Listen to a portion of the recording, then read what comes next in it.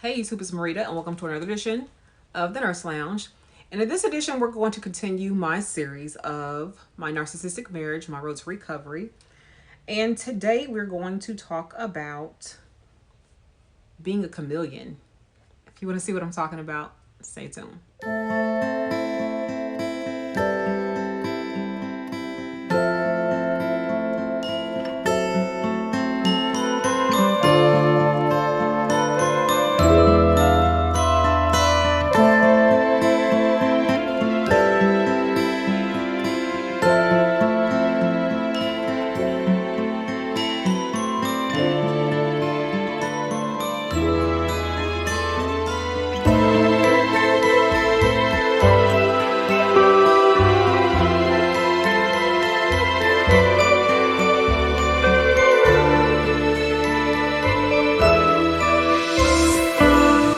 Dr. Marida P. I'm a registered nurse. However, today we're not talking about nursing. We're going to talk about my narcissistic marriage. The person I'm still legally married to at the moment, but being a chameleon. So basically what that means is, as you know, a chameleon changes based off of the environment that they're in, right? Chameleons change. So you see them, if they're in leaves and the leaves are brown, they're going to change to a color of brown. If they are somewhere where it's green, they're going to fit in. They're going to change to the color of green. That's what narcissists typically do. They are a chameleon.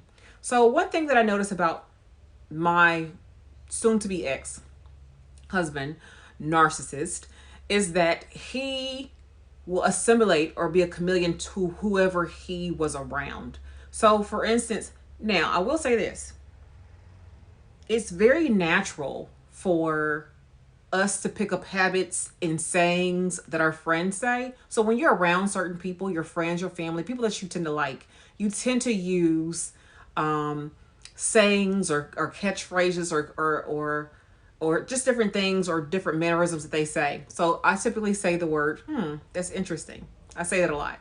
So people who hang around me will eventually start saying, that's interesting, because that's just what we do as people. That is normal. That's not what I'm talking about. What I'm talking about specifically that my husband and other narcissists do is they are chameleons. They purposely change to mimic, to mirror who you are. So, or whoever they are, so they can basically adapt, and they're so messed up in the mind that they don't have an identity of their own at all. They just don't. In order to fit into who they need to fit into, to be who they need to be, for you to be who you need to be to them, they will mirror the environment. So what my husband would typically do, he was not intelligent enough, shall I say, to really use the words I would say in context and use them correctly. So he would repeat the things that I would say, but people were like, okay, you didn't use that correctly. And he would be offended by that. He would be just upset that people would call him out on that. I'm like, okay, well, you didn't use the word, you did not use the word correctly, or you didn't use it in the right context. He would be livid about that. But the one thing that I know that he would do that I picked up on is, so he had 2 jobs at one point in time. And the 2 jobs that he worked at Taco Bell and he worked at Logan's. Okay. So he worked at Logan's during the day and he worked at Taco Bell at night. And the crowd at Logan's was a much older crowd in terms of age of the employers. The people he worked with, his coworkers, they were like in their 30s, 40s, late 20s, things like that. And he acted accordingly. He would be more mature. He would dress more appropriate, shirt tucked in, things like that. He would use the language that they use, the music he would listen to would mimic those type of people. But then I would notice when he lost that job, yes, he was fired, another story, and he was only working at Bell at night, that crowd is more of a teenage crowd. So you have your 17, 18-year-olds. And I start noticing he would use the slang that they would use. He would start sagging his pants.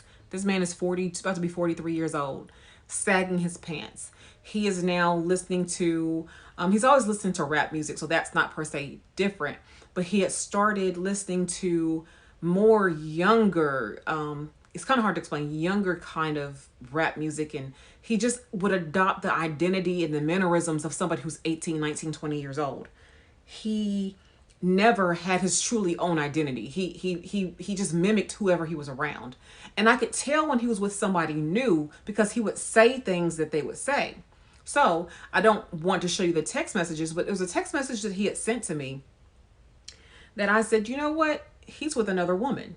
And and the reason why I say he's with another woman is because of the fact that the words he was using, the emotion that he was using I know women, I know us. We are emotional people. We use certain words, certain ways we say things.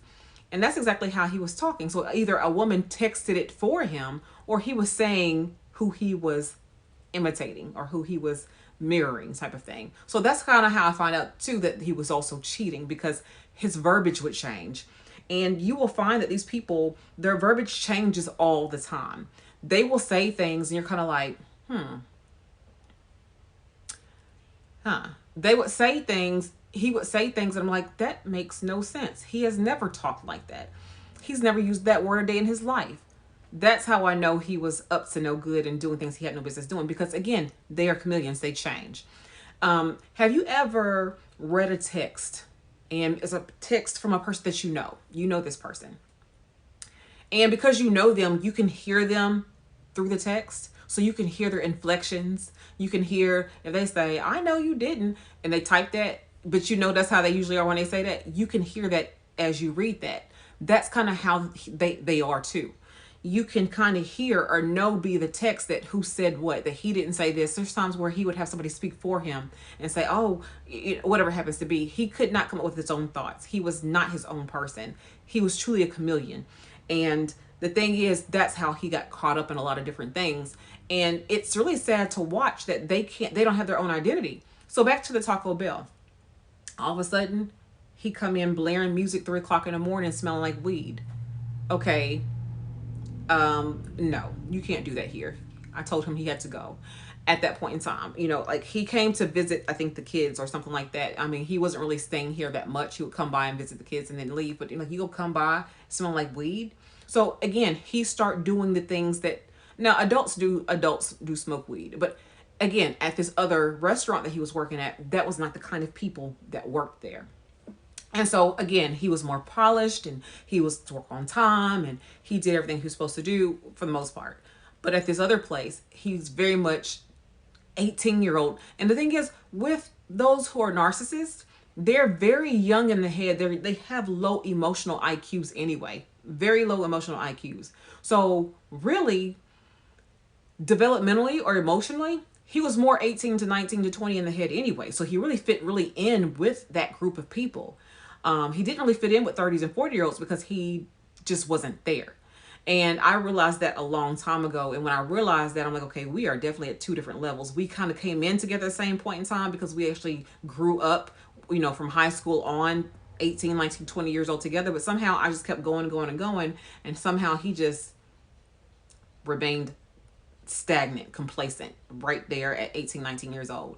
I always joke and say, I think I got him to maybe 20 years old mentally when we finally ended the relationship. Again, I'm legally still married. I'm about to start the process this year. But I haven't seen him since, I want to say, well, he showed up at one of my son's football game. Didn't say nothing to nobody, but just showed up at the football game. But outside of that, I haven't seen or talked to him since July of 2020. So with that being said, anyway, I kind of got off topic. I digress. He is just, narcissists are some of the worst people you ever want to meet, let alone be married to a relationship with. If you ever find yourself with someone like this, you need to figure out an exit strategy and leave. Leave. They do not get any better. As they get older, they actually get worse. As they get older, they actually look worse because they're stressed because they're trying to find a new supply, somebody that they can leech off of and be another chameleon for and mirror after them. That's what they do.